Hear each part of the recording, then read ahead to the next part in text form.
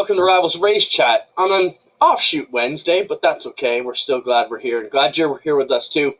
Adam, I'm even glad you're here today. I find that hard to believe, Clint. I was in a great mood today, even though I got up super early and just, fell out of bed about 7:30 and thrashing all day. And it was great till my microphone wouldn't work 2 minutes ago, and then what the heck, but here we are. And all we got to do was watch you and read your lips as you were frustrated dealing with your computer. I don't think there's anything more frustrating than hearing you guys talk about just BS, and I'm over here trying to do a sound check like, can you hear me? And you guys are just like, no, I can't hear you. Just going on with your talk. So we have two veteran guests. Both have been on the program, going to join us tonight. One's going to join us here as the reigning and defending APC late model champion, Geoffrey Fitzpatrick. And then we're going to have our old friend Bruce Mellenbacher join us. And we got some good stuff to talk about. We're going to bring up John Massingbird, a couple drag racing things. Bruce said he wanted to get the gentleman who's actually running the show this weekend to come on. And I said, no, we want you because we want you to talk about the drag racing memories show coming up this weekend. And we also want you to give us at least one good Cayuga story. So we'll see what Bruce has drummed up for us tonight.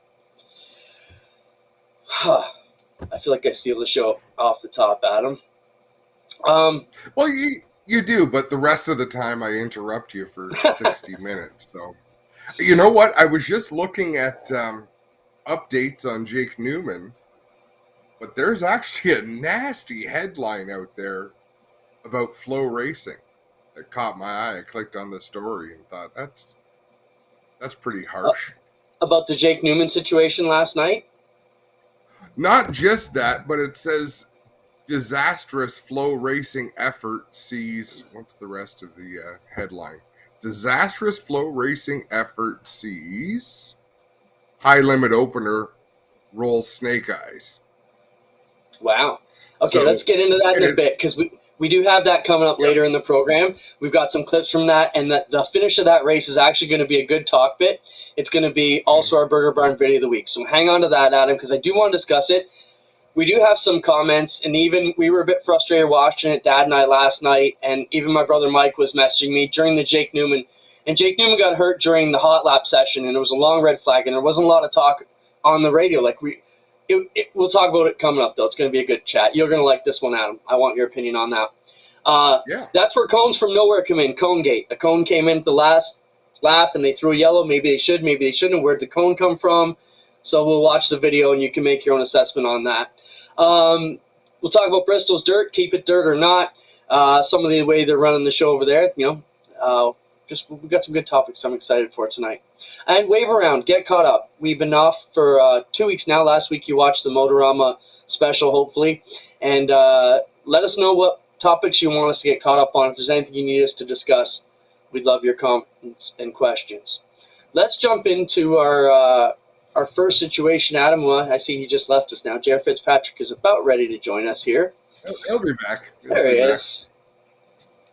So, JR, how's it going? Welcome to the show. Thanks, guys. Can you hear me okay? Yeah, we got you. We can hear you just fine. Great. How are things? Good, man. I gotta thank you for the updates that you give on your racing program.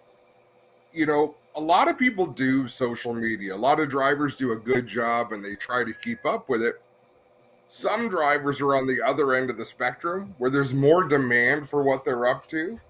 And I think you would be in that category. Like, you're one of the people want to know what's up with J.R. Fitzpatrick. So the fact that you give them what they want, you show them what's going on in the race shop and keep them up to speed. How pumped up are you for what's coming up this year?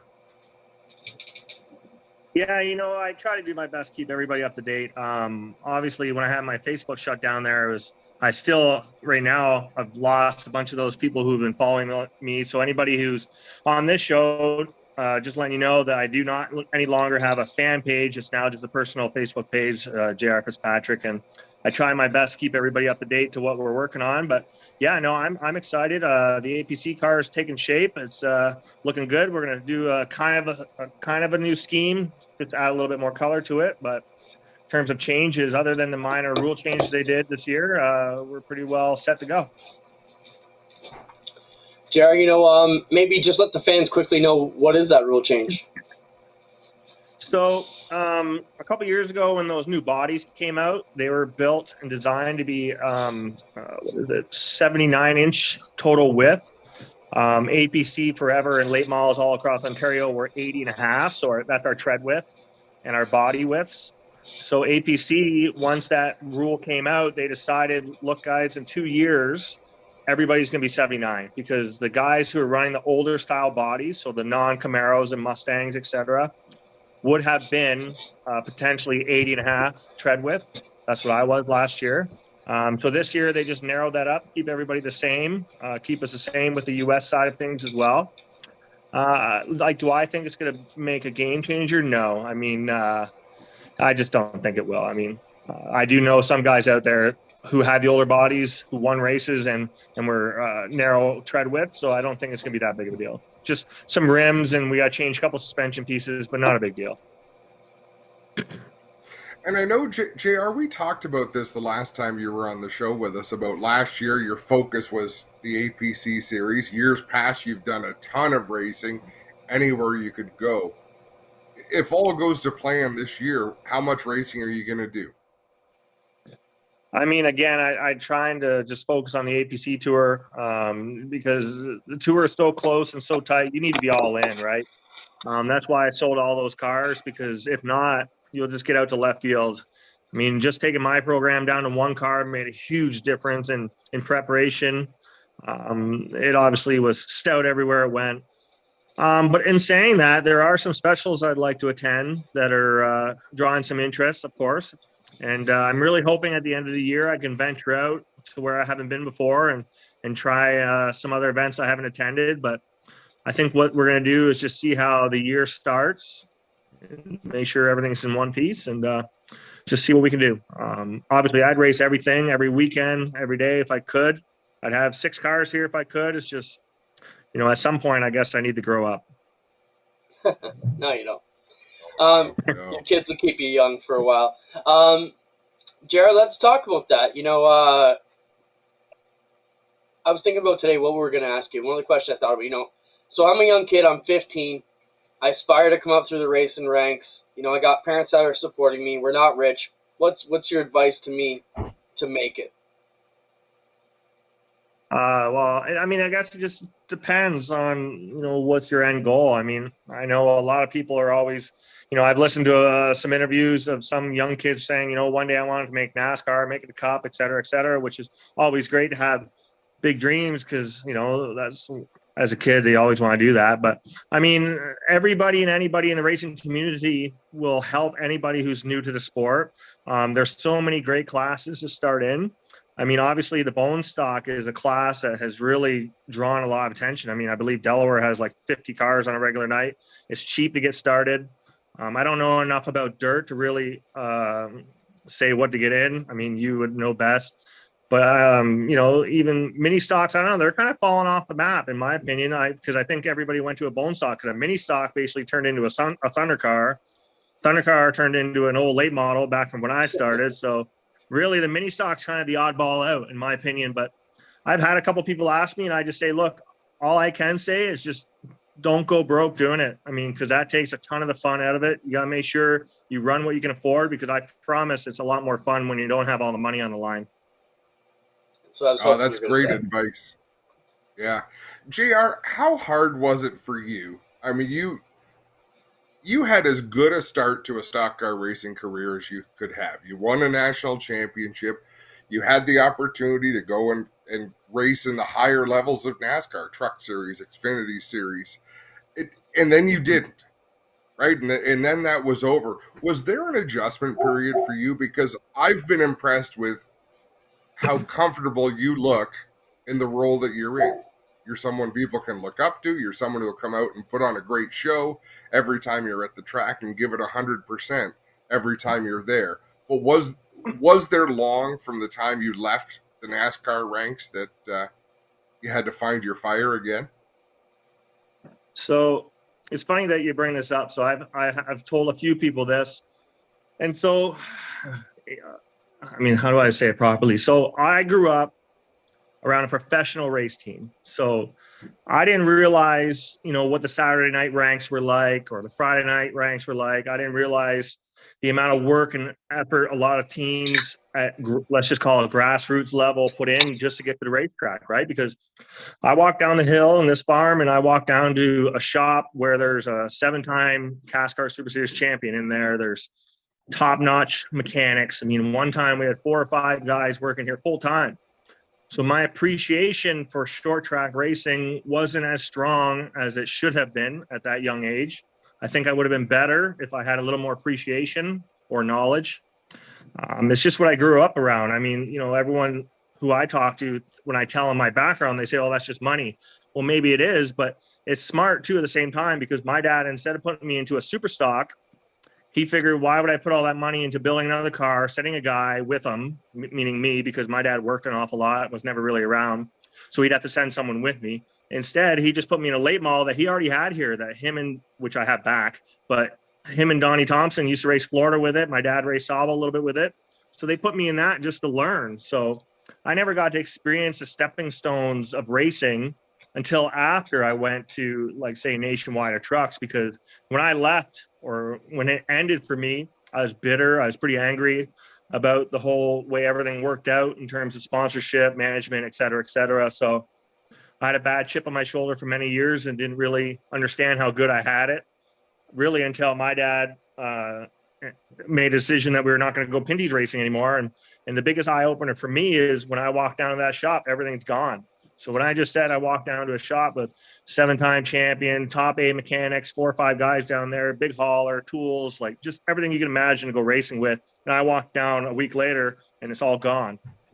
So really we had to build everything from the ground up again. And it really made me appreciate how much everything costs, how hard you have to work to get it, how hard it is to find people that are as dedicated as you to go to a racetrack, and fans and sponsorships, et cetera, et cetera. So I'm older that I get. I really appreciate the time and the opportunity I got in the Nationwide and Trucks. I mean, we proved that we can race there. I've gotten top 5s in both divisions. But really, I just wish when I was younger that I appreciated the sport like I do now. Great answer, JR. We're seeing you become more of an elder statesman all the time, and it's good to see, because, as you said, you were known as that, if I can say, kind of the well-to-do punk with the chip on his shoulder. You were pissed off a lot, and now, like Adam said, seeing you come into your role is good. With that being said, there's lots of things that always come up. You had a trip back to the Pinty Series about 2 seasons ago for a single race. That always comes up. Your name always comes up, especially on like our other program here on Cam's Power Hour. Who do they want to see back in the series? And your name comes up a lot. It's expensive. Obviously, if you're not going to jump in with your own thing, it's expensive just to rent too. Any thoughts of the series or anything like that? Yeah, so I got to go back with Scott Seckley and his team and had a blast. Had podium and a couple of top 5s, I believe. And look, there's nothing that's stopping me from going back to Pinty Series other than money, like everybody in the world of short track racing, right? I mean, I do believe anybody can say what they want. I'm going to say that if I was in a top tier car, the way I drive now, the patience I have now, the appreciation I have for everything now, I would be better than I was before. And I mean, we were good before. I was just inconsistent because of my, I'm going to say attitude, because I would have rather have gone for the win, and people say, oh, he tried to go for the win and finish 16th and probably destroy 5 cars instead of just finishing, hey, 2nd, 3rd, 4th, 5th, right?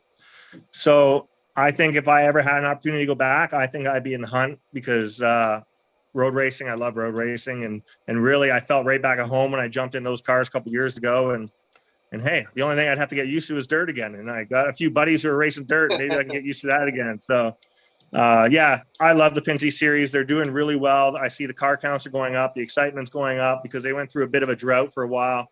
So obviously I wish nothing but the best for that whole series. And yeah, I get a little jealous sometimes when I'm not there, but hey, it is what it is. No, you make the most of what you're doing at the time. And I've said it. I miss having you there, JR, because you knew you're always going to get all of you, right? It's always full-on effort. JR, Clint, for the years, Clinton, that you weren't coming to the Pinty Series races, JR was probably between you and Scott Steckley, two people that wanted to win every practice session, every qualifying session, and every race. In fact, JR would go as fast as he could go every lap to your own detriment, JR. You would use up a car because you would always drive it to the max, and at the end, towards the end of your run in the Pinty series, you'd sort of fade off at the end. But I agree with you. You've come full circle in the patience game and having your head where it needs to be. But man, oh man, it was fun to follow you at the time because every time you were on the track, it seemed to matter. Do you still take that same mentality in terms of not wasting any laps on the racetrack, whether it's practice or qualifying or race day? So I'll use a good example. So for that, first, I appreciate that. I mean, I'm glad it was exciting to watch. Just anybody can be exciting as they want to be when it's on someone else's dime, right? So that's the way I look at it. But yeah, I mean, really, I try to go as fast as I can every time I'm out now. But I feel like even in practice, I'm looking at the bigger picture, right? Like, okay, we're P2 on the board, but I'll come in and say, man, this thing's driving like crap. And really it's not. My car's always been really good, but you know what I mean? And then, so we just focus on longevity, comfort, because I think, especially now in APC with these longer races, I feel like I'm going to have a little bit of experience on the longer races in terms of longevity, saving tires, etc. So, I'm not going to go to the Delaware practice day here in a couple of weeks. I'm going to come hang out with you guys for a little bit, but with no car, just because I don't see the point in spending the time, the money, and whatnot to go when the track's extremely green. Years ago, I would have went and burned 2 sets of tires just to say, oh, I was the quickest of the day, right? So really, I'm letting everyone else clean the dust off, and I'm just going to go watch and sneak around. And hey, I mean, you guys said we have to bring our suit and helmet, so maybe if somebody needs me to go get the dust off the track in their ride, I'd be more than happy to. So let me get that straight. You'd be happy to burn up someone's 2 sets of tires, just not your own sets of tires, right? Good thinking. That's a veteran move right there. Let's talk about, getting that old car back. You tell the story quickly, JR. You've got your original car back. You've been restoring that, kind of a bit of a pet project, and those that follow on Facebook would be able to, know what we're talking about a bit. Yeah, so during COVID, I was just looking through my Instagram there, and then sure enough, I seen a chassis, I don't know, just popped up on, I don't know what I was doing. I looked up something. Anyway, it looked like an interior that I've seen before. So I looked on it, and it was Jason Wood from St. Thomas. He had what it was, my old Howe car. I messaged him. It was my old Howe car that, like I said before, that my dad and Donnie Thompson ran in Speed Weeks in Sauble Beach in the early 2000s. And it went to Chris Bladdock and then Jason Wood. So it's only had 3 owners. Jason Wood and his dad and Bob Wood ran it all the way up until 2000. I want to say 18 or 18 or 19. Anyway, I messaged him and said, hey, is that my old car? He's like, yep. And then sure enough, long story short, his dad messaged me, asked if I wanted it back. So I said, yeah, I'll come look. And I looked, and it was basically stripped, but a lot of good pieces were on there, some exhaust, some suspension pieces, and the seat that I had, all that stuff. So I brought it home, put a clip on it, had it all sitting there the way it was with a steering box and et cetera. And then we basically went through last season, and I got looking at it. I'm like, you know what? I don't even know what I'm going to do with this thing. So then I started actually watching some Pinty's racing. I'm like, man, I really wish I could go road racing again. And some friends of mine who are racing CASC road race regional races said, hey, you should bring that road racing. And it got my attention. So we got the grinder out and then McCall Enterprises. We put kind of like a half clip on it. So it's kind of like a twisted up looking Camaro clip with a rack and tubular lowers and whatnot. So I'm going to take this old car and go road racing with it every now and then. I got a old Pinty's built motor that's going to go in it. So it'll probably make, 550 horsepower and might weigh 2,500 pounds, something. So I'm going to go see if I can still turn left and right. That'll have some giddy up. I'm telling you, Clint, CTMP, JR Fitzpatrick, Kevin Lacroix, Rivalz, the two of you, JR, you're very, very similar. Just raw speed and big balls racing. It would be epic to see. That's disappointing to me that we never got to see that, because I thought, man, that's a rivalry that would It wouldn't last long because one of you would be in jail, but it would be great while it. Nah, Who do JR's you? older now. Much more Sorry, I mature. lost. Who do you see, JR, coming up through the ranks? And I don't care what class it is. Who do you see that you think, okay, there's someone who's close? Once they get their head on straight, or maybe they're a little bit too wound up, but you see, man, they're going to be the future. Who do you have your eyes on?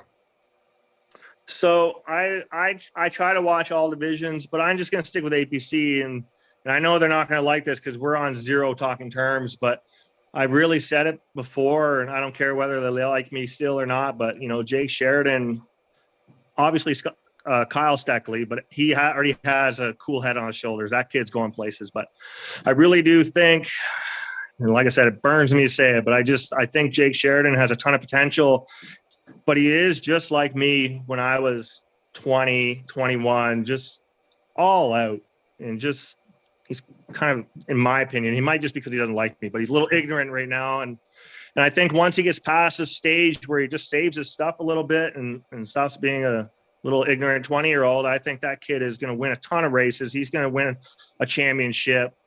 But if he doesn't like me for the next year or two, he's not going to win a championship. But he is.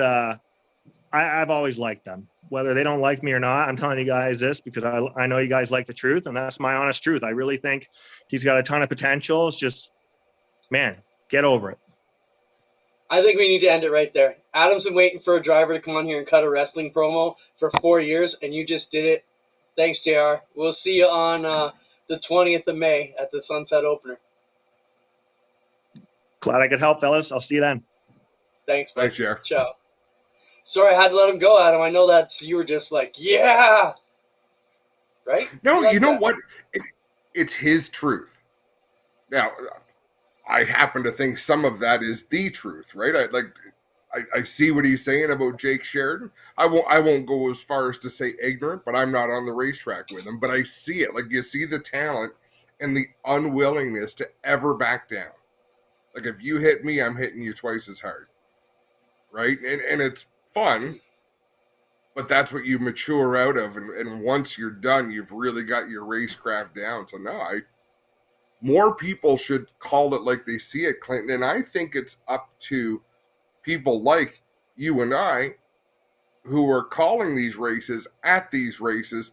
These drivers have come so far in a short time at how comfortable they are with a microphone getting shoved in their face.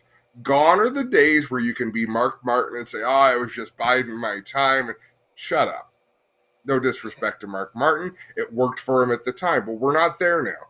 Give us something. Tell us what's on your mind. Tell us what you think. Because you know what? The truth's going to come out anyhow. Most race fans are smart enough to see it. So they actually get a little upset, a little irritable, thinking, tell the truth. Just say what you're thinking. We can all see it by the way things have gone. And I think we're going to bring that out in drivers, and they're going to bring it out in themselves. And we're already seeing it. On the Jake Sheridan side of things, I think Jake would be just as comfortable telling his truth as JR was telling his truth, so to speak. And I think, wow, what a great rivalry. I just got super excited for Media Day next week from Saturday. So it's going to be awesome. Be out there to film these guys and get some raw opinions as we lead into the season. But JR's a great champion, matured a lot too. The reason we call it, Clint, a racing family is because not everybody has to get along. It's a tight-knit community. It's a family, and just like real families, there's feuds, there's rivalries. Sometimes you just come to Thanksgiving and let bygones be bygones. Sometimes these things linger on for years and years, but not everybody is friends, even though there will be a mutual respect. You're not wrong. The APC opener kicks off Saturday, May 20th at Sunset Speedway. Catch all the action live here on G4G, probably around 5 p.m. Our schedule usually comes out the week before. And excited to be on that tour again. It's going to be awesome to get back out and start presenting these races. We did invite Brian Todders to come on tonight. He couldn't make it on. And, we got a couple things to talk to him about. Well, tech procedures came up. While we wait for Bruce Mellenbacher to join us, let's throw that. Can you throw up the Sunset screenshot I sent you, Spencer? So this week, Brian and the group at Sunset came out with the new transparency technical inspection for 2023 at Sunset. In a move designed to further strengthen the communication between Sunset Speedway and its competitors, Brian Todish has announced plans to introduce a new procedure for post-race tech inspection. For weekly divisions, cars sent to post-race technical inspection will have their weight and ride heights examined, at which point a driver will draw a number that will correspond to a pre-selected inspection item that will determine the remainder of the post-race examination. The new system will allow for drivers to have a clear understanding of what will be examined upon reaching post-race inspection, and they're offering a new playing field for every driver on the roster. So Brian says for him, it's just another instance of listening to the drivers and what the teams are saying. In every division, racers have been asking for more transparency with how tech is decided on what to inspect.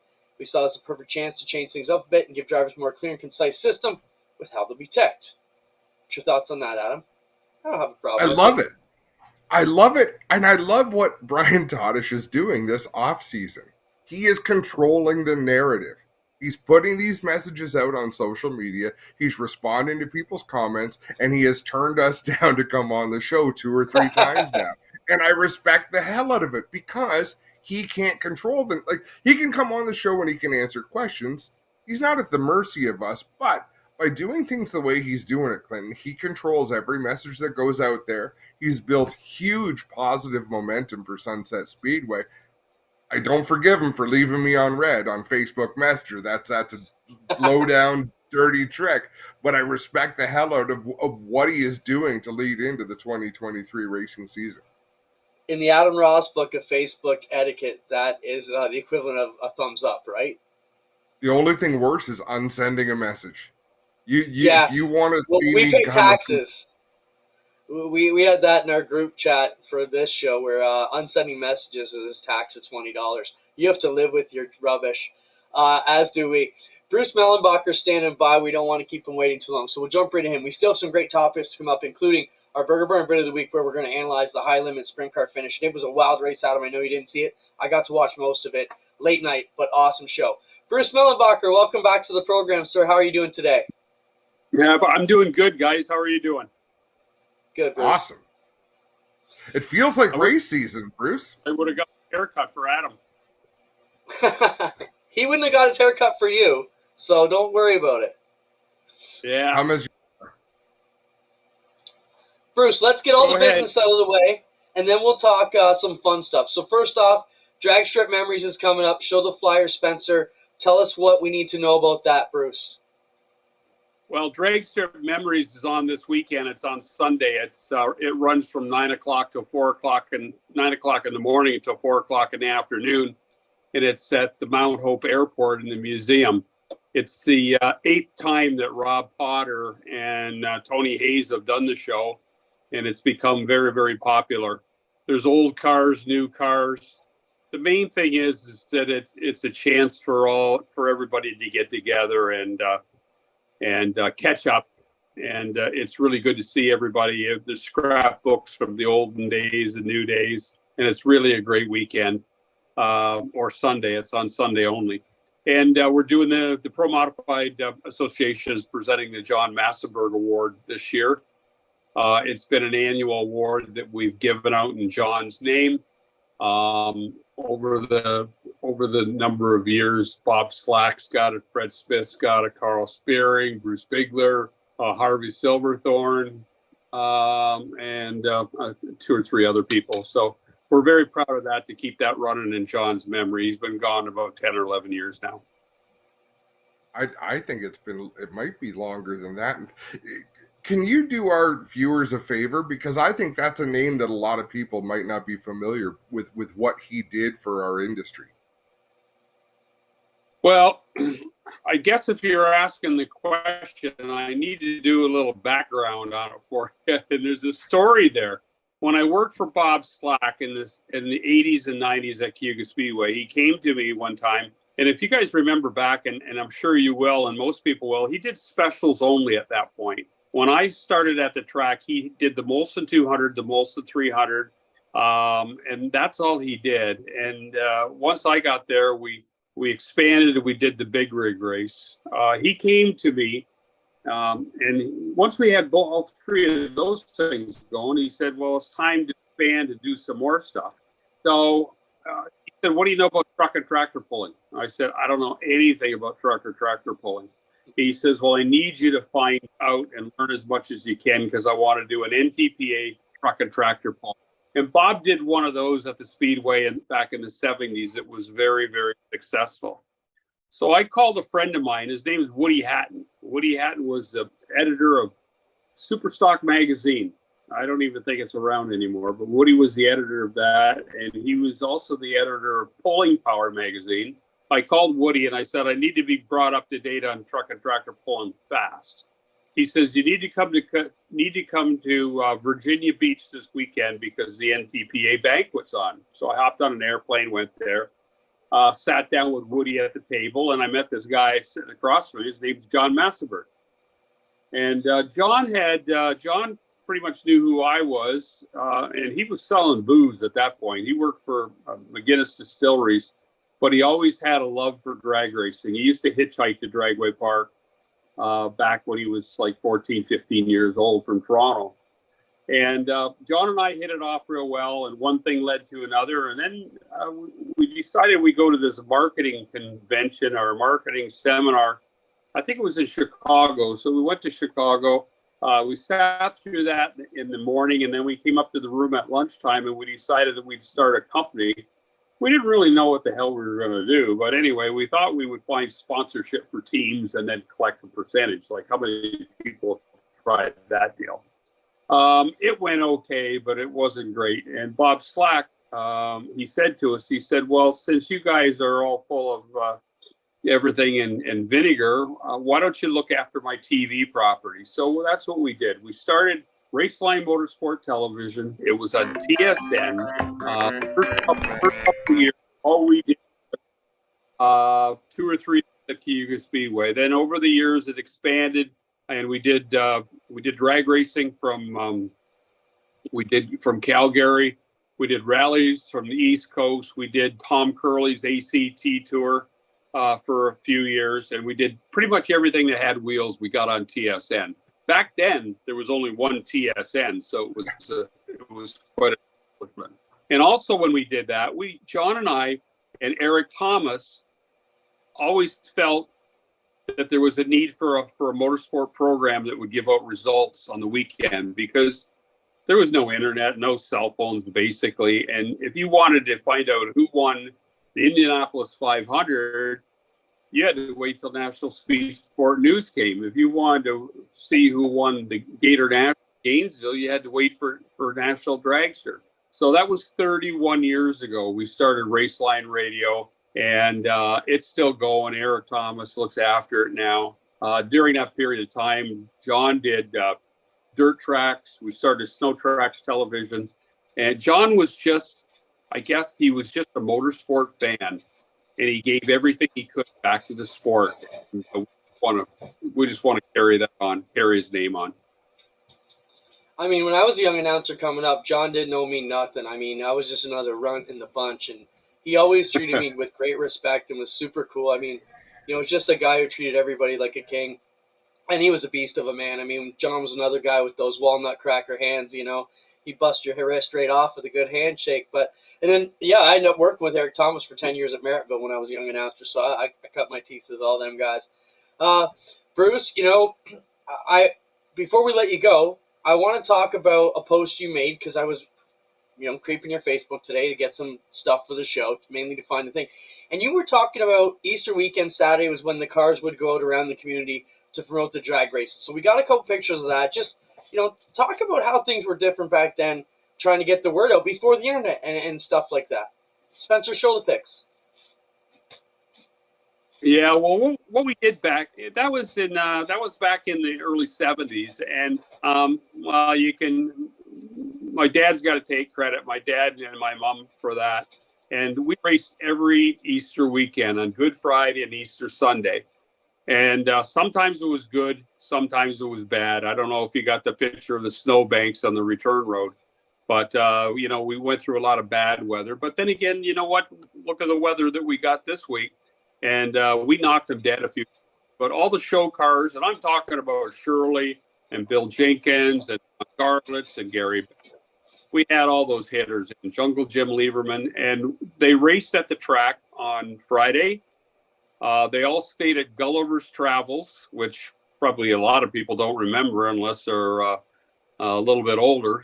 Gulliver's Travels in Stony Creek. Nobody had motorhomes then. They all had ramp trucks and trailers. So they stayed at Gulliver's Travels. And on Saturday, we did stuff at Morse Carter's and put the cars in malls to promote the Sunday show. And Sunday they came back out and we ran another show. So it was, we had some very successful Easter weekends. I got a quick question for Bruce before we let him go at it. Bruce, were you paying as one promoter to another? Did you pay those guys extra to go to this Saturday deal? Well, not really, Clinton. If they wanted Friday and Sunday, they had to go on display on Saturday. But speaking of that, when we ran the Winston World Championship Series, Darwin Dahl, who ran the Northeast Division for the NHRA, didn't like the fact that Shirley came to our races and Garlitz came to our races and Beck came to our races because it didn't look good to the regulars that were towing up. So I remember Dad cutting those guys a deal, and he said, okay, you got Easter weekend, you got not necessarily Labor Day weekend because that's Indy, but he would give them 3 or 4 races during the year, and they had to come and run the WCS for free. So, I mean, we just wheeled and dealed with those guys. It was interesting.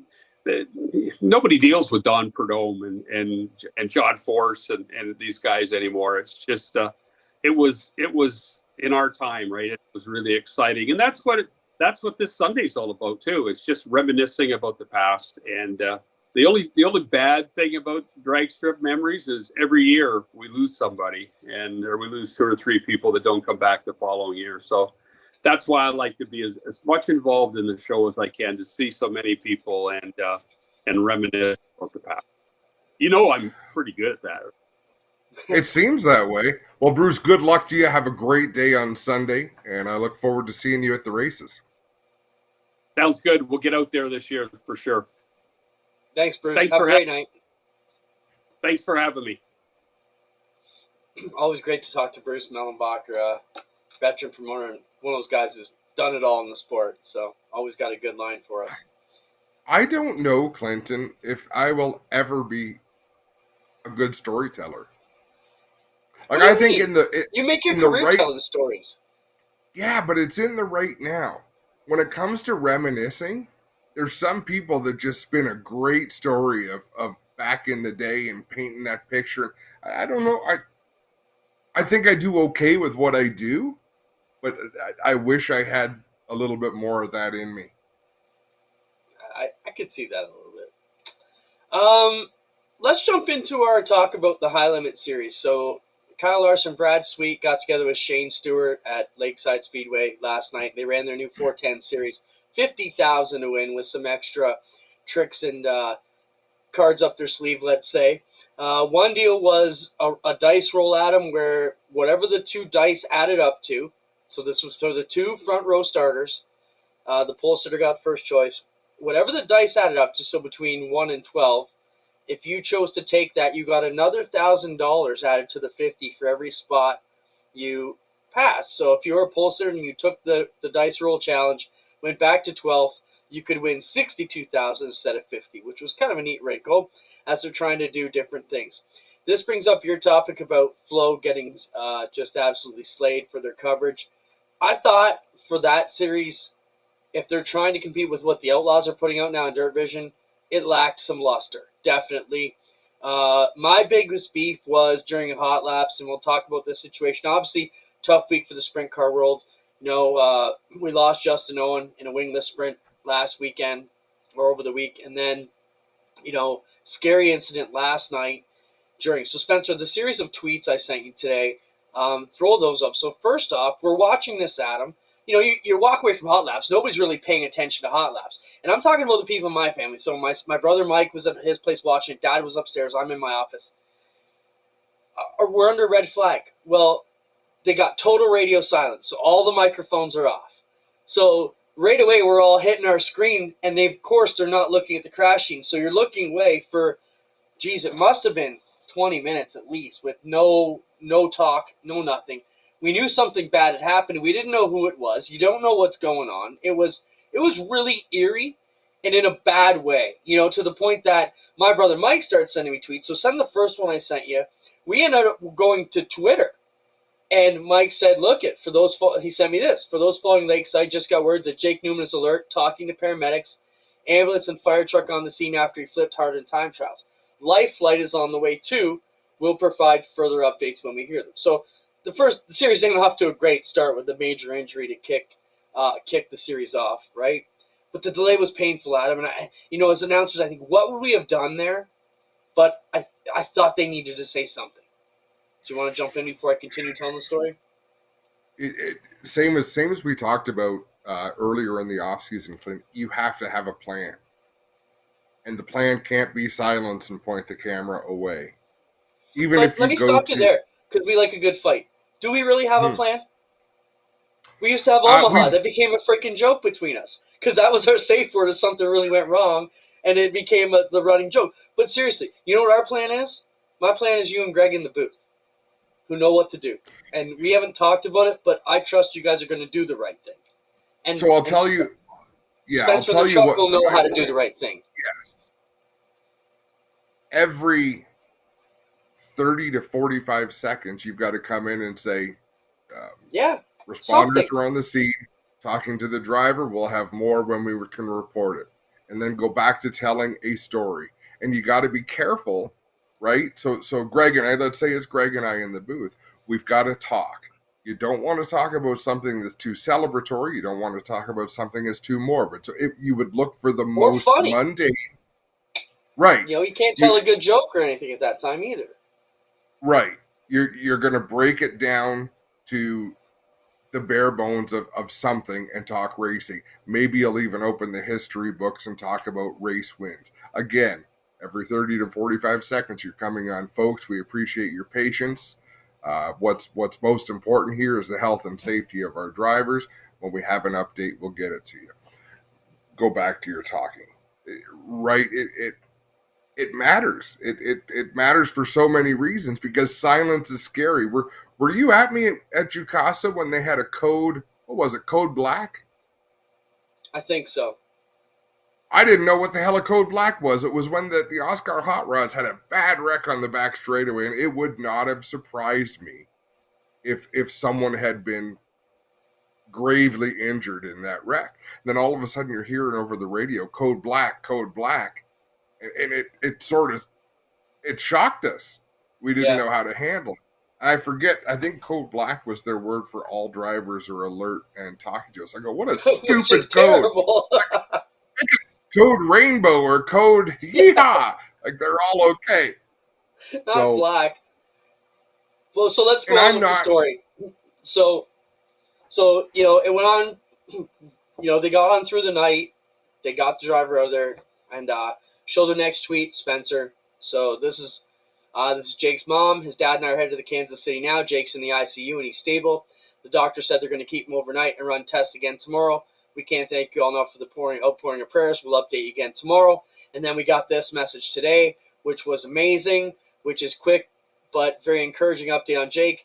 The PT came in today and got him up, and he walked for a little while. He sat up for a while. He's back in bed now. We've been told he has a misplaced rib, but it doesn't appear to be major concern. So amazing end to what could have been a really crappy start to this series.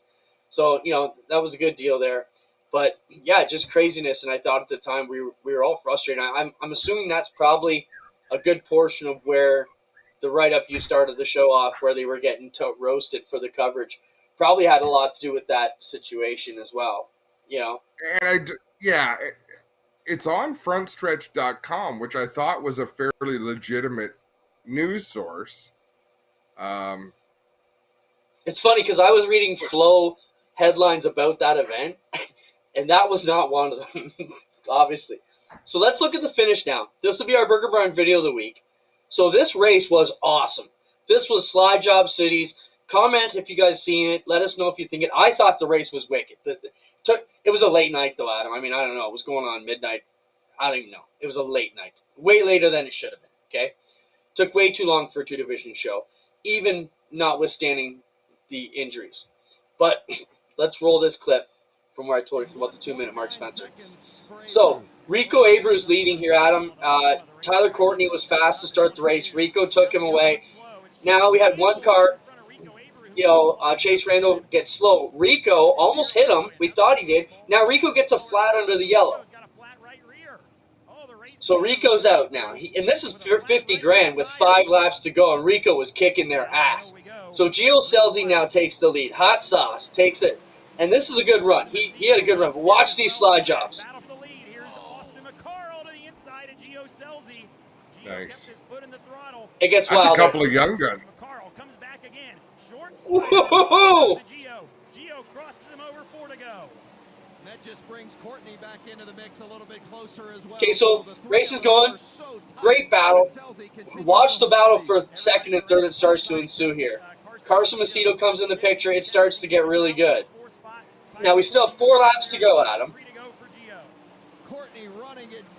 Look at that slider from the bottom. I love they've got 2 voices in the booth. I think that makes a huge difference. Yeah, and Vince Welch from NASCAR was amazing calling this sprint car race. Carson Macedo tries to shove his nose in there. McCarl slides Courtney for second. 3-car race for the runner-up spot. And okay, now, after the leader takes the white flag, okay, when he comes back to turn 4, there's a cone in the middle of the racetrack. Where did a cone come from, Adam? This is ConeGate on Twitter today. Trying to figure out where did the cone come from. Not yet. Right there. So there's a cone on the track. Now hold it there, Spencer. Beautiful pause, by the way, which we didn't talk about. So now, he's coming out of 4. He passed the plastic cone. Do they throw the yellow or do they throw the checker? Do you make the call, Adam, before we go back to green? So, okay, here's what and here's why. If you know that is a pylon. Okay, they don't know it. I thought it was a sideboard off a wing. At a glance. You've got to go could yellow. Be metal, could be not. Okay, so play it, Spencer.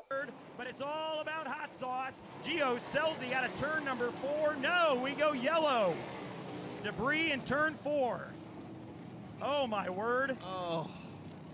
So where did the cone come from? Did it fall off a car? Did it come from the sky? Did someone throw it over the pit fence? Nobody knows. Back it up. We just saw where it came from. It came from the inside of turn 3. Yeah, but someone kicked it up, right? So obviously we're trying to play some fun here, and you got to ruin it. Go ahead. Play it on, Spencer. Gio Scelzi goes on to win the race, but that's what we wanted to talk about. He managed to hold him off. But the other thing that a lot of people were upset at him was, too, they went green, white, checkered, not just one. Well, and that better be in the rules, right? Because some groups do that. ASA, I think, always did that. I'm trying to remember. There's lots of groups that have done that. Not everyone goes green and white at the same time. As long as people know ahead of time how it's going to go, I don't see how anyone can complain too much. Yeah. So he holds him off 50 grand, and it was like the race was fantastic. I mean, I thought the race was really good. They used what we're going to be using this year at Osh Weekend, which was the double file choose rule, which I thought was awesome. They actually used a cone for it, but we won't be doing that. And I thought the race was pretty good, but the cone to get out there and almost cost him $50,000. But what a great race! What I liked about it, Adam, and it was one of your things. There was comers and goers, right? So guys were fast at the beginning, they faded. Other guys came to the front. It was a great race for that matter because you had a lot of the seesaw battles. So keep your eye on that. Got a couple quick things to get through here. Can-Am canceled their opener. It was supposed to be the Super Dirt Car Series. We're going to work on Tyler Bartlett. He was busy trying to get things ready today. Couldn't get that out there. So Can-Am will not be having their race this weekend. 5 Mile Point will race in 2023. Show that screenshot quickly. How crazy is that? Yeah, they were supposed to close it. They had their final season and everything. But here's what it says. 5 Mile Point will host racing in 2023. The closing on the sale of the Speedway has been pushed back several months into the early fall. So that's created an opportunity to run several special events. So, hey, there's always hope, right, Chukasa? So how challenging is it, though? Like, you've sold the place. People sell their cars. They dismantle them. They send them out to pasture. And all of a sudden, hey, we're going to do this, folks. So I'm sure there's people that are related. But how many people are furious because they sold their hobby because it was gone? I'm not saying they should be furious at the promoters. Good for them for making the most of an opportunity. But I'm sure there's people that are heartbroken because they don't have anything to race anymore and the track's going to be open. As we run down the lineup here, the very bottom, obviously, Justin Owen. Sad story there. We lost him this week. Jake Newman's all right, which is great. That was in the rundown as of last night. So good news on one, sad news on the other. And, of course, our hearts go out to everybody in the wingless community down south. I thought Tim Clausen's tweet, Tim Clausen, I thought, had a really classy, really profound tweet about how everyone will wake up the next day and you'll question yourselves, you'll question what we do this for. But as part of the healing process, we will all be back at the racetrack doing what it is we love to do the very next week. And it absolutely tragic. But it is part of the sport. It is part of this lifestyle. Race cars are dangerous. Definitely. Fran brings up a good point, something we definitely want to jump into a bit more. And I was almost going to bring my brother Mike on to talk about this because Mike actually jumped to the fence and he was with Fran. So Lernerville has banned camera phones, pictures, and videos. Of course, Facebook streaming. If you even look at your phone, you're banned from Lernerville Speedway, which is the most idiotic thing ever. They're missing the boat. It's such small-minded thinking. I can't believe it. I can't believe it. And why Mike was going to come on is Mike was defending it and saying, look, the whole reason he got back into this deal was because all the social media going on and all the good stuff that's happening. And you look at where we are, there's so many people that can promote that for you. I just don't get it. So, it's crazy. We are going to expand on that a bit more. What is your absolute favorite era of racing? Pick a year, pick a decade, pick a month. It doesn't matter. Just what is it? Wow. I mean, when you're young, everything is fantastical, So I could look back to when I was 8 years old, and I mean, that's when I guess for me would be the real passion, every day waking up to draw a dirt modified and just dying to go to Merrittville Speedway or Humberstone on the weekend. So, I mean, I guess 1983, if I had to say, I guess. So for me, it's the mid to late 80s. It's going to Oswego Speedway for a classic weekend in the mid 80s, going to Super Dirt Week around that same time. The reason I bring it up, Clint, is we all have this picture of when racing was perfect. It was not. We can't have it again. I can't have 1987 again. Alvars can't have the 1970s again. And the management team at Lernerville Speedway can't have it either. Focus on what is going to make 2023 the best it can possibly be. And shutting people down from sharing things. So, one, if you think it's going to lower ticket sales, you're wrong because there's huge promotion. If you think you're going to be embarrassed by something that people might see on these social media posts, maybe you should fix what it is that's embarrassing. And I'm only speculating here, but I'm, you know what I mean? Like, let's have a little role play session. Let's do a little role play for the folks at Lernerville Speedway. I've got this post on my thing, and I roll it out there, and I say, hey, I'm at Lernerville Speedway, and look at these modifieds. And you write, hey, what's that dune buggy looking thing? And I write, oh, it's not a dune buggy, it's a dirt modified. Really, what kind of motor is it? Oh, it's small block Chevy. Injected? Carbureted? Oh, it's carbureted, you'd love it. Oh, really, when do they race? Saturday nights, 7 o'clock, $20. I'll meet you at Tim Hortons. It's self-promoting it for you, you dumbasses. Anyways, that's what I got to say about that. We got to move on, because I have a hard out at 9 o'clock tonight, and I got one more topic we got to get through. So, keep Bristol dirt or not? Throw it in the comments, let us know. There was a lot of talk about a drone for the choose rule. Let's look at NASCAR's solution to it. They brought out a drone with a camera for their choose rule on the dirt. Interesting idea. I liked your response, Adam. Do you want to give the G-Force response to why we won't be having that at Rush Weekend? We've got better things to do with Abby's talents. Well, I liked your one-liner was better. Our drone is busy doing drone things. We won't be holding your pylon over the backstretch.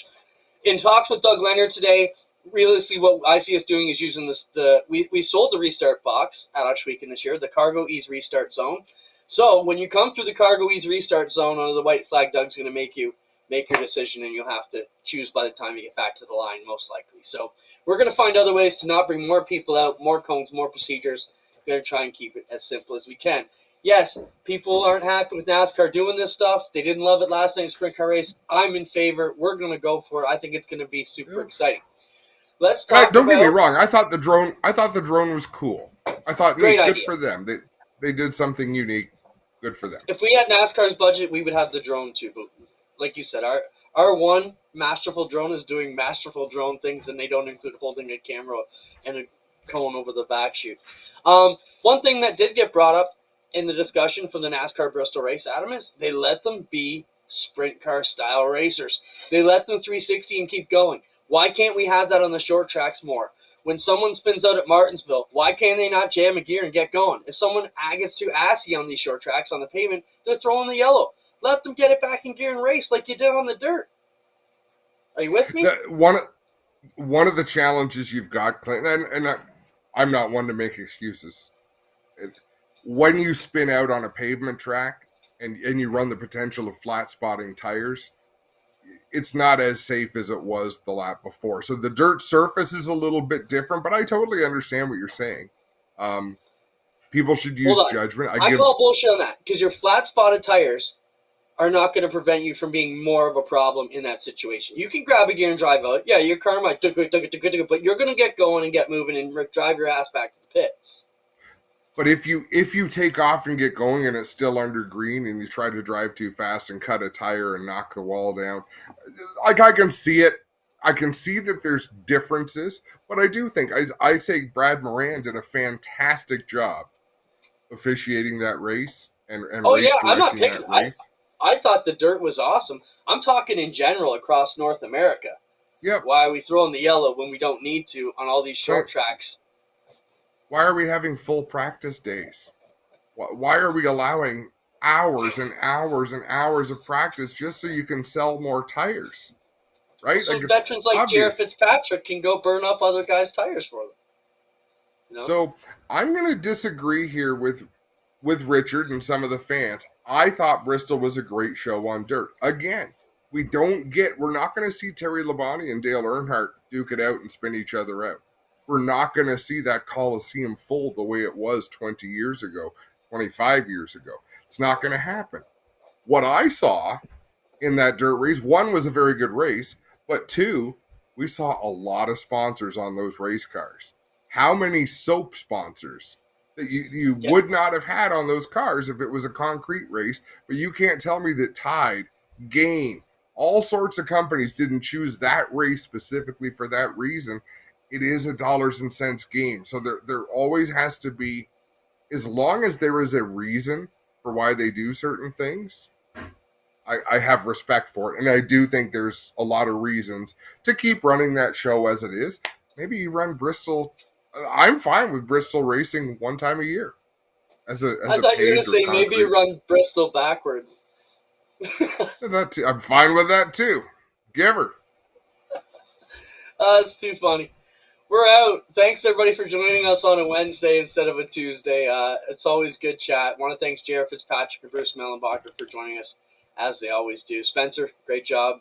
And Adam, good chatting with you, buddy. Absolutely. And Richard, much respect to your opinion, to everybody. We appreciate you sharing your opinions. We need them. They're important. See you next Tuesday.